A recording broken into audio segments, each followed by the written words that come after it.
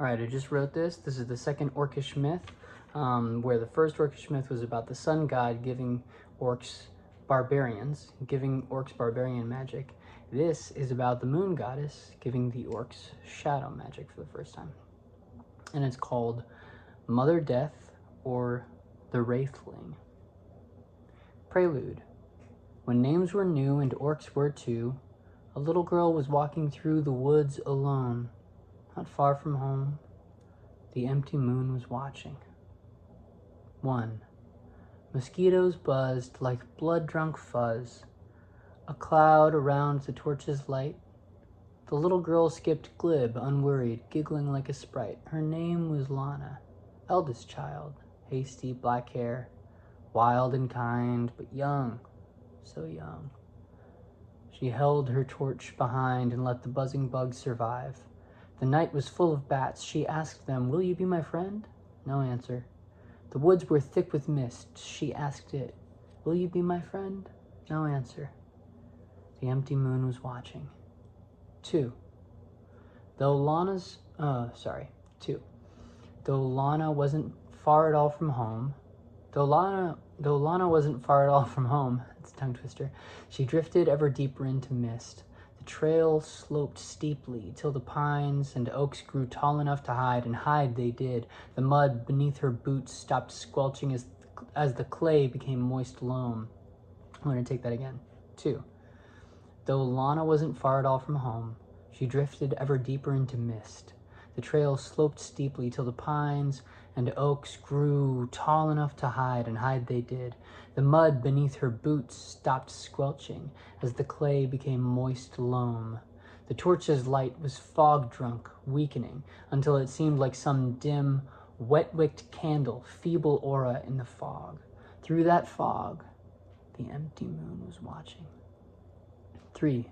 A tiger's cub she came upon. The cub was limping on a bloody paw. "What happened?" Lana asked. "Are you all right?" The cub's ears folded back and it prepared to pounce, so Lana stopped and blinked real big and put her doused torch down. That's when she asked, "Will you be my friend?"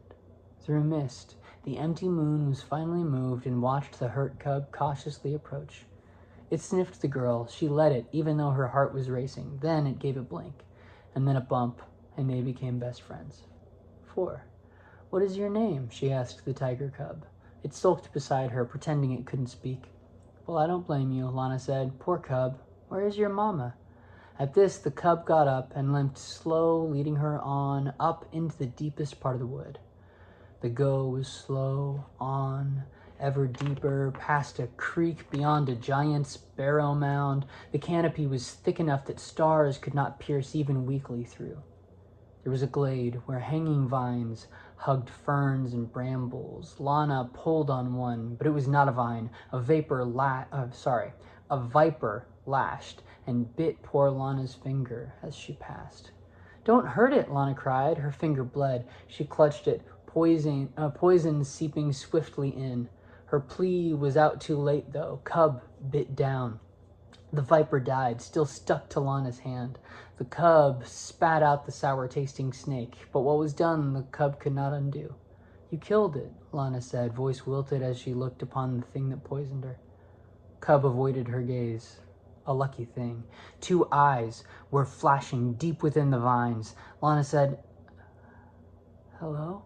Her little voice was wavering as the poison set in. The cub locked eyes with what was there as if to ask it, "Mama?" Its reply was just a growl, a sound that made the girl feel hollow. Then it pounced, a hulking tiger, different stripes and color than Cub's fur was. It went for Cub, bloody mouth roaring, and Lana jumped in front of Cub and took the beast's great bite. 6. "Run," Lana tried to say, no sound, but Cub could understand and fled, still limping. The tiger dropped the girl when it was done and almost followed Cub, but either tired or sated, he instead laid down behind some bush and went to sleep licking his crimson chops. Cub, still limping, ran and ran and ran. He found himself up in a high place just above the mist. The stars were out. The empty moon was watching. "Please," the cub begged skyward, "help her, moon. If you're there, if you're watching, she did not deserve to die." The empty moon blinked down at him. 7. The tiger did not wake in time to see the moon descend and take a speaking shape. Her skin was made of sinking shadow, and her eyes were deep as coursing voids. Where she stepped, flowers drooped, grass died, ferns stooped, and silt became sand beneath her naked foot. The goddess pet the tiger. A thrill ran through its dream the moment that it died.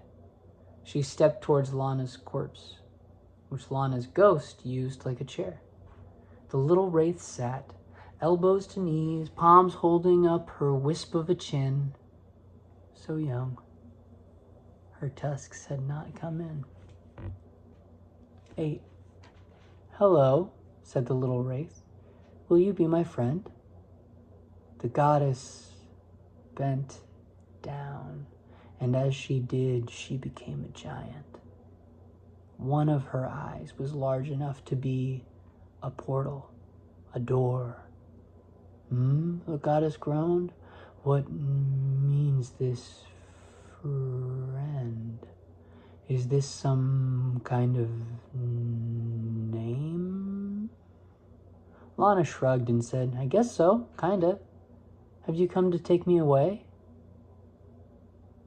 Mother Death thought hard on this.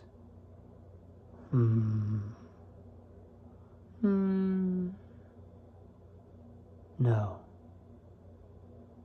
Not yet. Then, 9, Mother Death did something new. She draped a swath of emptiness across Lana's spirit's shoulders. Ride the night, my little wraithling, but be careful. When you name a killer friend, the old name is still there. Lana's spirit felt the shadow push her ghost back into her. The shadows congealed into a gleaming salve and healed her wounds. Not as good as new. No, better. But as the little girl came back to life, she could no longer see the little god.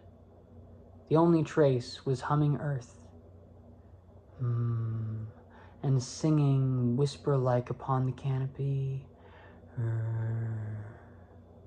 the empty moon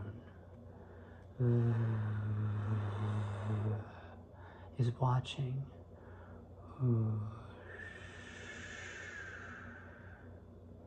The circle turns, the circle turns, the circle turns again.